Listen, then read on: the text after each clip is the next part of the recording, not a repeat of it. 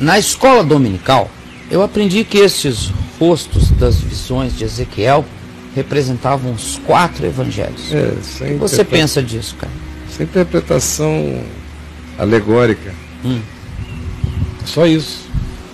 Sim. Isso é como um cara que vai ao Museu do Prado, olha para um quadro e interpreta, e vem o outro, olha para aquele quadro e interpreta, vem o outro, olha para o quadro e interpreta, mas é só uma interpretação que faz são 4 caras, aí cada um das faces é um dos evangelhos, mas é uma interpretação bem alegorista e que não pode ser levada a sério.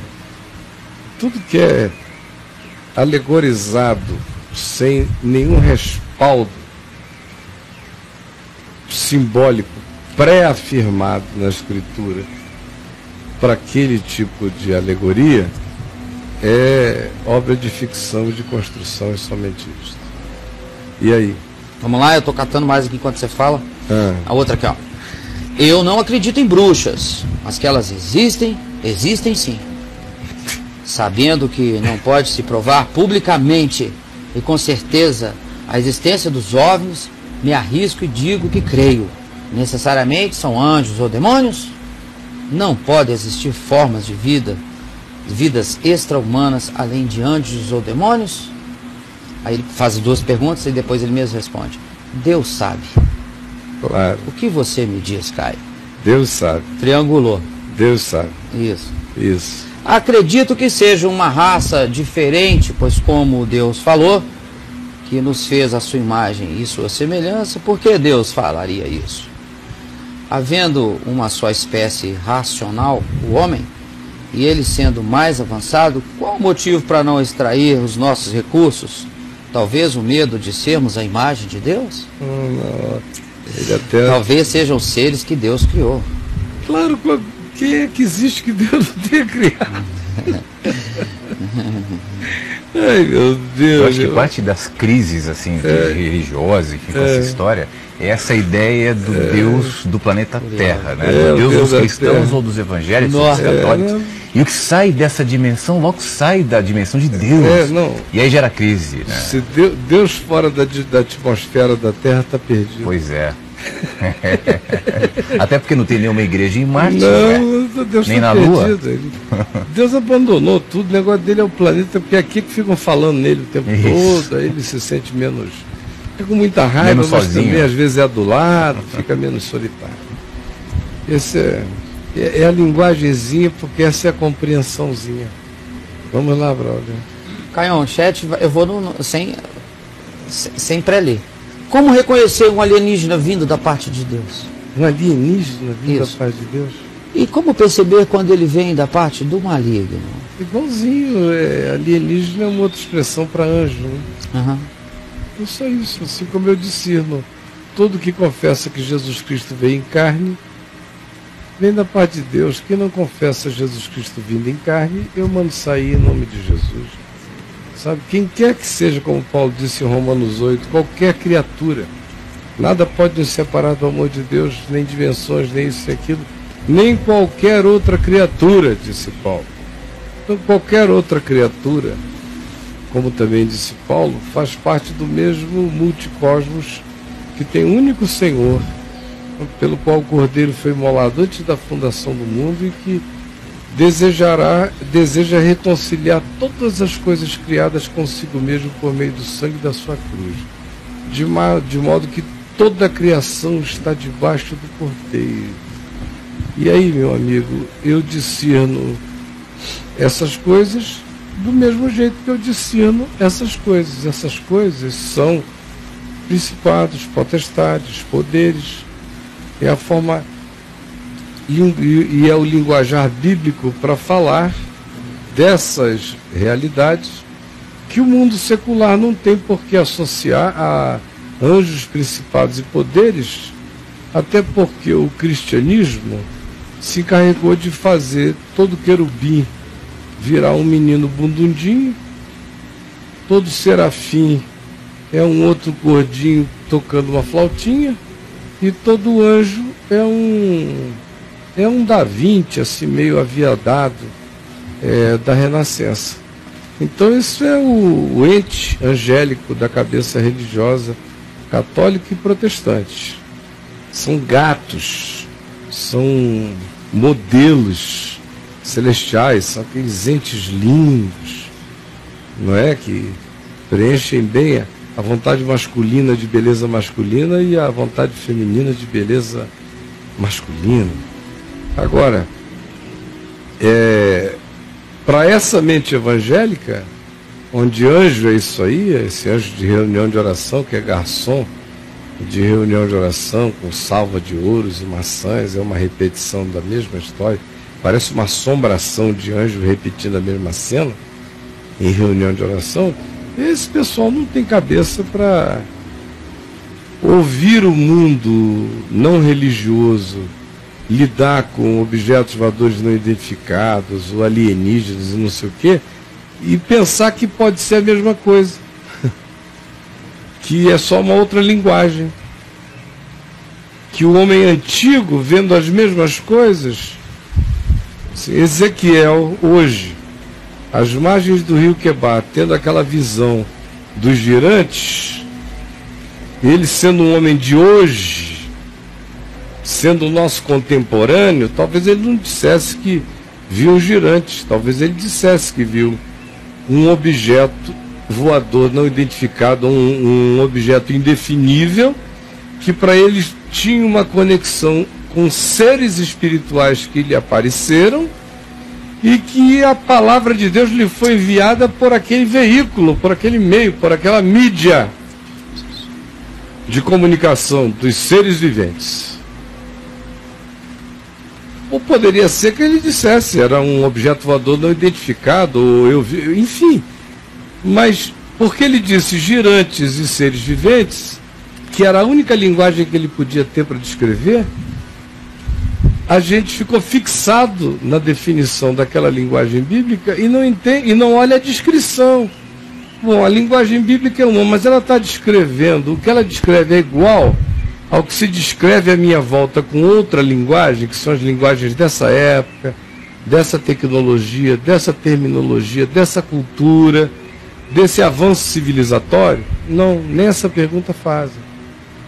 Então, na realidade, número 1, para mim Deus é livre. Se ele quiser ter criado bilhões de outras terras semelhantes ou dessemelhantes, com criaturas de naturezas diferentes, habitando esse universo do tempo e espaço, que é feito de bilhões e bilhões e bilhões de galáxias compostas de trilhões de entes planetários de todas as naturezas, é um problema dele, eu não tenho nada a ver com isso. Eu não sabia da existência dos humanos, não sabiam da existência dos gorilas. Até 100 anos atrás, sabia disso, Bruno? Não sabia não, os gorilas eram desconhecidos. A humanidade não conhecia os gorilas até 100 anos atrás. É mesmo, cara? Quando avistaram os primeiros gorilas, foi um choque antropológico. Teve gente pensando que estava lidando com a categoria humana e não símia. Olha isso. Até 100 anos. Todo dia a gente vê aqui na Terra criaturas que a gente não conhecia. A gente habita ainda o planeta e 90% dos oceanos a gente não conhece a sua abissalidade, nos é desconhecido. A gente conhece melhor, de certa forma, a Lua, muito melhor a Lua do que os nossos oceanos, do que o que está embaixo e no fundo do mar. Tem grutas aqui sendo descobertas no planeta com vidas impensáveis, sem nenhuma luminosidade, a quilômetros de profundidade, em ambientes de uma hostilidade enorme, que existem aí há bilhões de anos, e Deus nunca deu a menor importância de mostrar para o homem nenhuma dessas coisas. Deus não disse, olha, o gorila existe. Não, ele deixou o homem viver a sua limitação de todo dia, crescer. Agora, nós é que fomos ficando com essa síndrome de Lúcifer, que foi a religião que foi criando, de que nós somos o centro do universo. Essa coisa continua presente até hoje, na cabeça dos cristãos, mesmo aqueles que confessam astrofisicamente que a Terra não é o centro do universo, do ponto de vista antropológico, psíquico, espiritual, a Terra é o centro do universo. E os humanos são a coroa de toda a criação divina. Porque supostamente são os únicos feitos à imagem e semelhança de Deus. E se vê isso como uma exclusividade total. Mas não é só porque eu fui feito à imagem e semelhança de Deus que a única criatura feita à imagem e semelhança de Deus sou eu. Meu Deus, eu posso levar sustos extraordinários. Eu sou chamado na Bíblia de filho de Deus. Anjos também são chamados de filhos de Deus. Benai Elohim, filho de Deus. O que é que vai diferenciando o homem do anjo? É muita coisa e pouca coisa. O Salmo 8 diz: fizeste-o por um pouco menor do que os anjos, se referindo aos homens.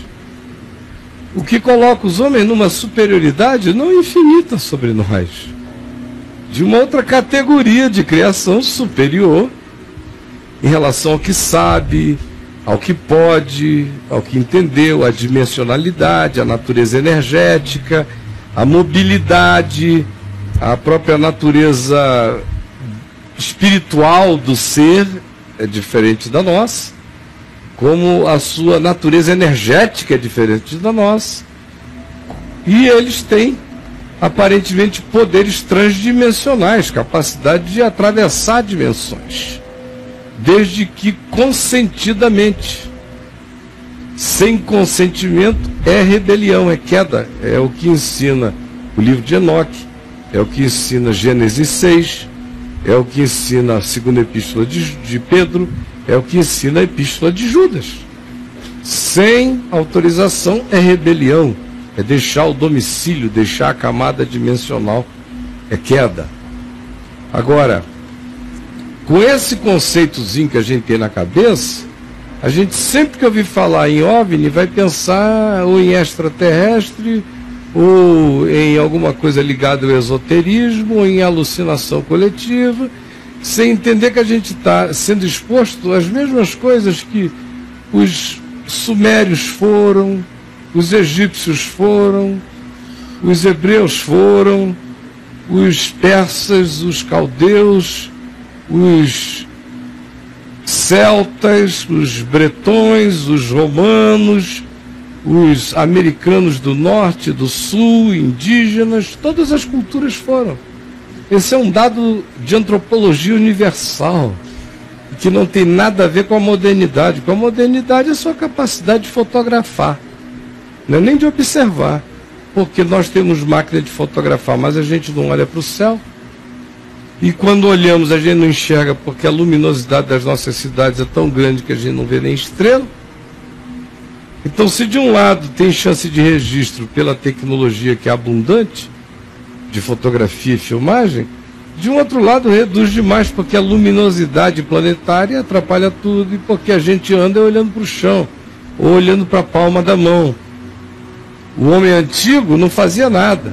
A televisão do homem antigo era o céu, da estrela. Era sentar no escuro e conversar, e apreciar, e entender, e buscar nos céus sentidos também.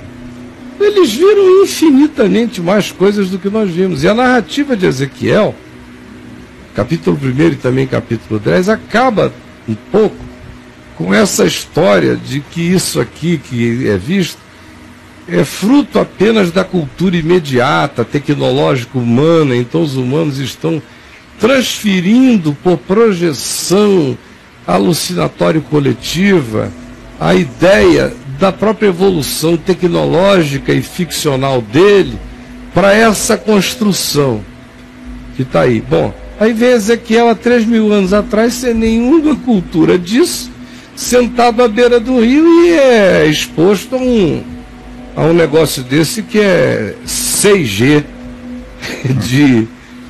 de potência, de visualização.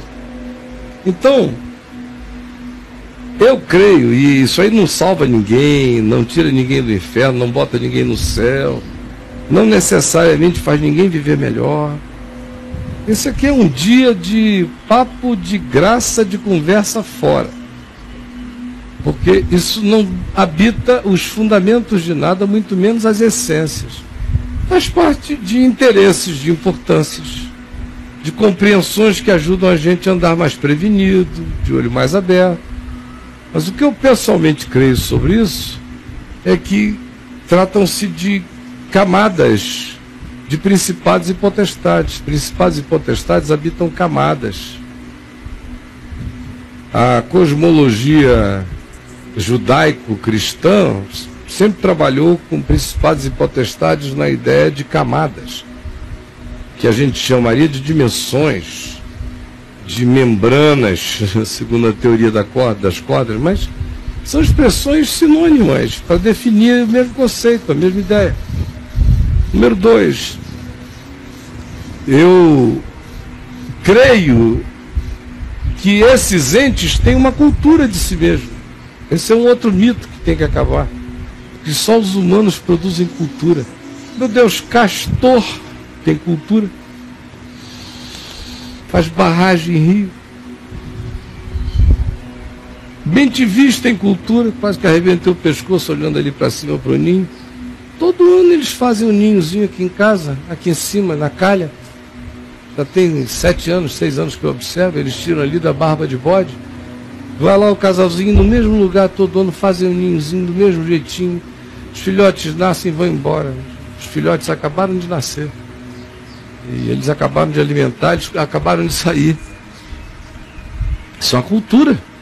Você já viu certos tipos de ninhos? João de Barro. O João de Barro, e tem uns caras malucos aí, uns pássaros, meu amigo, que constroem castelos para atrair a fêmea.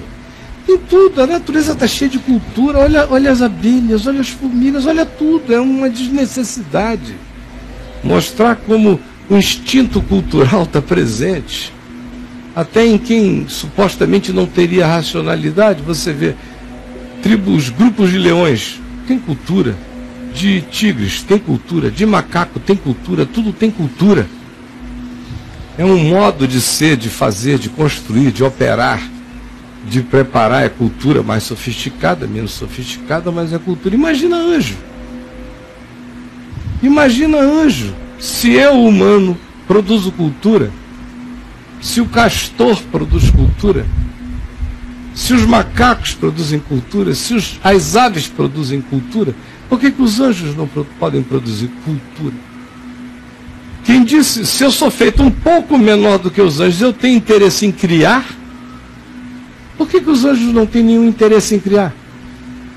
Será que queda para anjo também é criar sem precisar? Só por criar? A gente ainda vai ter surpresas extraordinárias, mas a minha convicção é de que anjos são entes de criação também. Para nós, eles são chamados de anjos, mensageiros, porque a relação deles estabelecida por Deus conosco é de recado. Foi de recado. No Velho Testamento, no curso da civilização humana.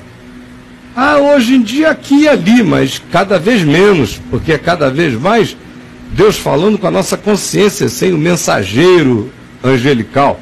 A presença dos anjos estão aí, de muitas formas, todo dia, o tempo todo à nossa volta. O anjo do Senhor acampa-se. Agora, a necessidade do anjo ser mensageiro diminuiu, não vou dizer que desapareceu, mas diminuiu, e diminui quanto mais a consciência humana cresça na percepção do Evangelho do Espírito. Veja, quantas visões de anjo Paulo teve? Você conta em 3, 2. Quantas de anjo Zacarias teve? Dezenas. Por quê? Houve um upgrade na consciência da humanidade depois de Jesus, depois do Pentecoste. Cada vez mais a gente vai discernindo mais com a mente, precisando menos de intermediações. Quanto mais adultos ficamos. Mas, anjo, o Salmo 8 diz, fomos feitos um pouco menor. Então você pega tudo que um humano tem potencial de fazer e aumente, com perspectivas muito maiores, porque fostes feito por um pouco menor do que os anjos, na perspectiva de expressão de poder, ou de inteligência, ou de seja lá do que for. Todavia, a diferenciação entre ser humano de um lado e ser um anjo do outro dá a eles uma condição de superioridade em muitos aspectos, na existência mensurável como poder, saber, mobilidades, capacidades, potências, inteligências, superiores à nossa. Portanto, se eu sou capaz de cultura, porque ele não é. A outra aí, porque uma das perguntas que eu já ouvi, mas para que o aparato de Ezequiel?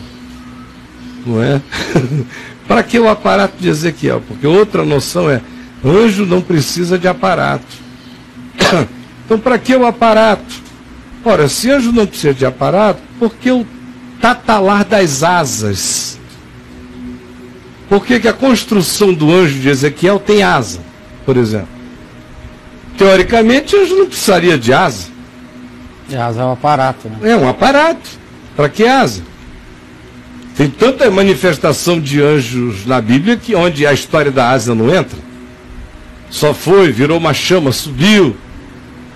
Era um relâmpago que caiu e falou. Tem todo tipo de manifestação. Mas para que o aparato, a asa? Ora, para que roupa? Roupa é aparato. Por que nunca se diz, e se viu um anjo nu? O anjo vestido é um anjo que tem cultura, ou que se há cultura em relação a nós. Então, entender essa superioridade, inclusive de interesse e potencial criativo dessas criaturas, é o mínimo que eu devo admitir. Porque senão seria de uma presunção extraordinária. E aí o aparato pode ser malévolo e pode ser benéfico. Em Ezequiel, o aparato aparece, vou outra vez, não é a Bíblia que está afirmando. Estou dizendo, é o que eu creio, e não é para salvação, é uma expressão da minha consciência na vida. Com licença? Então, o que eu creio, quando eu leio Ezequiel há tantos anos, eu fui ficando cada vez mais vinculado à ideia de que os girantes, as rodas de Ezequiel, são entes de uma natureza que eu diria de uma mecanicidade orgânica. Elas carregam, são entes de natureza cibernética, muito mais avançado do que a gente pode imaginar o cibernético. Ou seja, é um aparato vinculado orgânico, que se vincula de uma maneira orgânica ao ente que o controla, como Ezequiel diz, que são os seres viventes que o controlam. Não precisam dele, eles só estão vinculados a um ente espiritual que lhes é exterior. Alguém pergunta, por que? Eu não sei. Agora eu só sei o seguinte, não vejo nenhum problema em que uma civilização angelical, vamos chamar assim, para a gente começar a transformar em anjo, menos em idiota e em criatura, uma civilização angelical pudesse ter interesse em cultura, criação, construção, como também não teria nenhum problema de pensar o seguinte, foi depois que Caim matou Abel e que saiu, antes do dilúvio, é que começa o desenvolvimento cultural da humanidade, armas, tecnologias, isso e aquilo. Quando a gente chega em Gênesis 6, com a presença dos Benai Elohim, dos alienígenas do Gênesis, dos Benai Elohim, dos filhos de Deus, inseminando as filhas dos homens com iniciativa genética na humanidade, alterando a humanidade e a criação, em razão do que vem o dilúvio, a gente também vê que aquele foi um mundo em que houve um desenvolvimento tecnológico extraordinário, a ponto que o livro de Gênesis diz que descendentes dos Benai Elohim, na mistura com os humanos, vieram os Nefilim, que são híbridos, os Nefilim, são entes híbridos. Olha, a Bíblia está falando que um dia na Terra reinaram os híbridos. Reinaram os híbridos. Agora, o Gênesis vai dizer, então surgiu uma raça de híbridos. Não era nem a linguagem, só disseram, possuíram as filhas dos homens, os quais lhes deram filhos, varões poderosos ou que dominaram todo o mundo antigo. Milhares de anos de dominação, de construções, de coisas extraordinárias, de tecnologias, de loucura. Olha, a antiguidade da Terra pré-diluviana teve mais loucura e tecnologia e magia do que a gente pode sonhar que houve. Tinha que estar tão insuportável para Deus dizer: eu vou acabar com tudo. Porque, olha, hoje está horrível. E ele não disse: eu vou acabar com tudo. Imagina como estava, virou filme de terror, meu amigo. A noite dos vampiros, foi dali que Noé foi tirado, da inviabilidade humana e das criaturas. Tamanha foi a catástrofe do que aconteceu, por aquela invasão. Aí eu vejo que houve remanescentes deles depois do dilúvio. Davi veio a matar os últimos. Quando Davi mata os últimos, o Velho Testamento diz que os homens de Davi mataram os últimos gigantes que sobreviveram ao dilúvio. Não se explica como, mas só diz que eram descendentes dos que descendiam dos nefilins, os refaíns, os anaquins, os umumins, todos os gigantes daquelas linhagens. Quando matou e morreram, diz lá o Velho Testamento, ora, levantou-se Satanás contra Israel. É uma coisa interessante, diz: e mataram os homens de Davi os últimos gigantes. E diz, ora, levantou-se Satanás contra Israel. É muito sintomático de que aquilo ali não foi só uma coisa no campo, matou as últimas 4 anomalias. Parece que significou uma conexão espiritual, um levante. Uma era tinha acabado, uma ação iria iniciar de outro modo, porque essas ações do império das trevas, elas são aculturadas, elas vão se adaptando à cultura, ao tempo.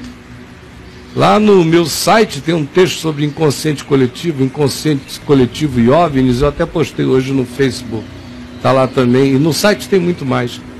Mas que fala desse processo de aculturamento. Meu livro Batalha Espiritual fala desse processo de aculturamento.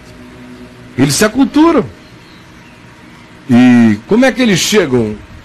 No churrasco da casa de Abraão, eles chegam vestidos de viajantes e comem churrasco. Josué está no meio da guerra, como é que ele aparece, o anjo? Vestido de guerreiro. E aí você pode sair, eu não tenho tempo aqui para sair multiplicando essas designações, mas a aculturação mostra que é um ente que produz cultura, que pode produzir ele tem interesses diversos e variados. Aí existe uma sociedade angelical da luz, que a gente sempre fica pensando em anjo assim, né? Aquele bando de garçom de crente, meio apanacado. Para onde é que é agora, hein? É garçom de crente. É boa assombração de crente. Fica ali aquele espiritão ali em cima do cara, para lá e para cá. Claro que o anjo do Senhor acampa-se ao redor dos que o temem, mas isso não é localizado assim. Isso é dimensionalizado. O anjo tem vida de anjo e tem também tarefas e privilégios. Assim como eu tenho vida de humano e tenho tarefas, privilégios e tenho um monte de coisas. Então, um dia a gente vai ser exposto a essa cultura dos principados e das potestades, dos tronos, das soberanias, dos poderes, glorificados e positivos, e a gente vai ver que sociedades e camadas e camadas e camadas e camadas de soberania. A gente vai ver que a Terra e a humanidade é um lixeiro perto dessa civilização de luz da criação. Ao mesmo tempo em que a gente vai ver a nudeza do império das trevas, de principados e potestades. Na minha opinião, isso que acontece aqui entre nós, eu não vejo nenhuma dessas manifestações trazerem nenhuma revelação espiritual da verdade de Deus, como foi com Ezequiel. Para mim, todas elas são aquilo que Judas, na epístola dele, diz e que Pedro diz. São atravessadores dimensionais por razões diversas, sabe lá Deus quais sejam todas. Mas dentre as razões, há uma que fica mais significativa, ou duas. Como lá em Gênesis 6 a gente aprendeu na Escritura aqui, a obsessão deles é alterar o padrão genético, psíquico e comportamental dos humanos e da criação, é matar, roubar e destruir, é desfigurar a criação, não me admira se essas intervenções têm tudo a ver com a desfiguração da criação humana, com a mudança, com mutações, com alterações genéticas, como foi em Gênesis 6. Só que hoje não dá mais para chegar com as manifestações da antiguidade. Eles se aculturam, hoje eles se manifestam conforme a cultura do tempo, da hora, mas é a mesma intenção. Segunda intenção para mim, que é óbvia, dentre tantas outras que possam existir, é aquela de criar o processo de manipulação. De manipulação mesmo, porque Jesus advertiu dizendo que no último tempo haveria uma proliferação de sinais no céu, de sinais do céu e de expressões de coisas espantosas. A meu ver, essas expressões são sinais no céu, do céu, e são expressões das coisas espantosas, que Jesus apenas descreveu como espantosas, porque espantosas seriam e precederiam a última hora. E eu creio também, é apenas uma opinião minha, mas que eu expresso aqui sem titubeio, porque até ao momento é assim que eu creio, isso não é dogma. Se eu mudar de ideia, eu direi a vocês com toda honestidade, mas eu creio que é um processo de pavimentação da mente humana para ficar completamente aberta à manifestação que seja alienígena na perspectiva de um vínculo onde a gente vai admitir um monte de intervenções dessa natureza como se fossem intergalácticas, e na realidade nós vamos estar nos submetendo e nos sujeitando conforme os moldes da cultura contemporânea. Quando isso vier a se tornar completamente concreto, nós vamos estar apenas repetindo o modelo aculturado de Gênesis 6.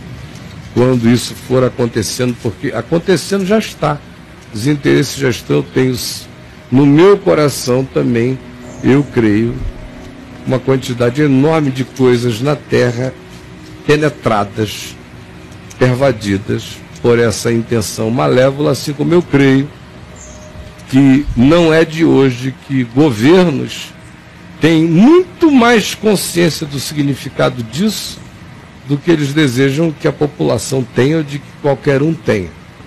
É óbvio. Qual é o governo que vai sair fazendo propaganda disso? A gente sabe que a União Soviética leva isso a sério há muitos anos, que Hitler levou isso mais a sério do que todo mundo, e que buscou contato, invocou esses entes como quem invoca espíritos. Eu já mostrei aqui 3, 4 documentários diferentes só sobre isso. Como na Alemanha do Hitler, esses entes eram invocados como se invoca o Dr. Fritz numa sessão espírita. E o pedido era de poder, pedindo tecnologia, pedindo aparato, pedindo conhecimento. Então está tudo muito misturado, muito embolado. E o buraco é infinitamente mais embaixo do que a maioria de nós percebe. Eu teria muito mais para falar. Quem já me ouviu falar sobre isso aqui no Papo de Graça umas 30 vezes sabe que eu teria muito mais para falar, mas eu vou parar por aqui porque só faltam 25 minutos para terminar.